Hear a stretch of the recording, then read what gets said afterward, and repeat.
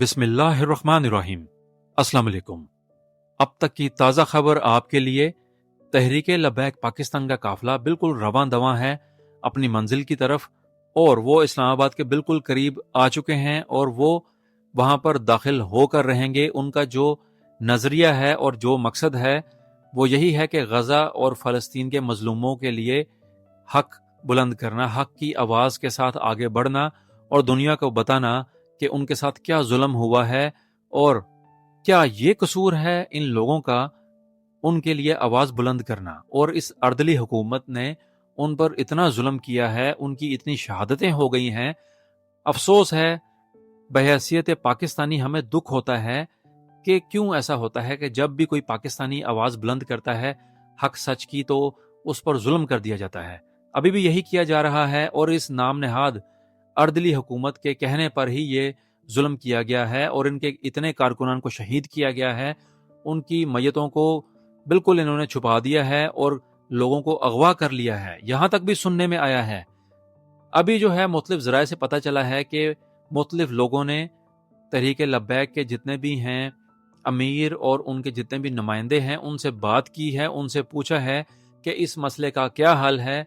उन्होंने कहा है कि हम पुरअमन तरीके से अपना एहतजाज चलाएंगे और इस रैली को हम अपनी मंजिल मकसूद तक लेके जाएंगे, लेकिन अभी तक हुकूमती किसी नुमाइंदे ने उनसे मुज़ाकरात नहीं किए। ये सबसे बड़ी खबर आ गई है।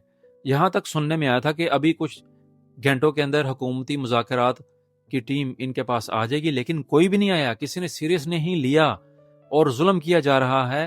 भाई, निहत्ते और मासूम लोगों पर जुल्म, ये कौन सी बड़ी बात है? वो तो हक सच की आवाज़ बुलंद करने के लिए निकले हैं, गजा के लिए अपनी आवाज़ लेकर आए हैं। अफसोस है कि अब हमारे मुल्क में, पाकिस्तान में, इस्लामी जमहूरिया पाकिस्तान जो एक वाहिद इस्लामी एटमी ताकत है, यहाँ पर रहते हुए आम पाकिस्तानी भी गजा और फ़लस्तीन के मजलूमों के लिए आवाज़ बुलंद नहीं कर सकता। ये वक्त भी हमने देखना था और ये वक्त भी हम देख रहे हैं। आगे क्या होगा इनके साथ, अल्लाह ताला इनके लिए आसानी पैदा करे और ये खैर खैरियत से अपना एहतजाज मुकम्मल करें और वापस जो है हर चीज़ ठीक हो। हम ये कहेंगे इस अर्दली हुकूमत से कि ताकत का वहशियाना इस्तेमाल करके आप आम पाकिस्तानियों को दबा नहीं सकते। जितना इनको दबाएंगे, इनकी आंखों में आपके लिए उतनी ही नफरत और बढ़ेगी और इनकी आंखों में खून आएगा आप लोगों के लिए। आप क्यों ये काम कर रहे हैं? इमरान खान ने बार बार कहा था, इमरान खान अगर आज भी इस हुकूमत में होते, अगर आज इमरान खान की हुकूमत होती, अगर आज भी इमरान खान की हुकूमत होती तो वो तब भी ये काम ना होने देते। वो यही कहते कि अगर एहतजाज करना है तो एहतजाज करें, लेकिन पुरअमन रहकर। लेकिन वो कभी भी इदारों को इस्तेमाल ना करते, ताकत का इस्तेमाल ना करते अपने ही पाकिस्तानियों के खिलाफ।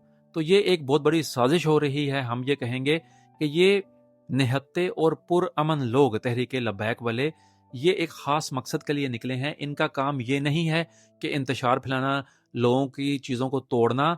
ये पुरअमन थे और पुरअमन चल रहे हैं, लेकिन इन पर हकूमती इदारों ने ऐसा जुल्म किया है और अब भी न जाने क्या कुछ कर रहे हैं। यहाँ तक सुनने में आया है कि लाहौर में जो इनका हेड क्वार्टर है, वहाँ पर भी जो है ये धावा बोलने लगे हैं और शायद उनके उस हेड क्वार्टर पर कब्जा कर लें, क्योंकि कंटेनर लगाकर उस पूरे इलाके को पुलिस ने बंद कर दिया है।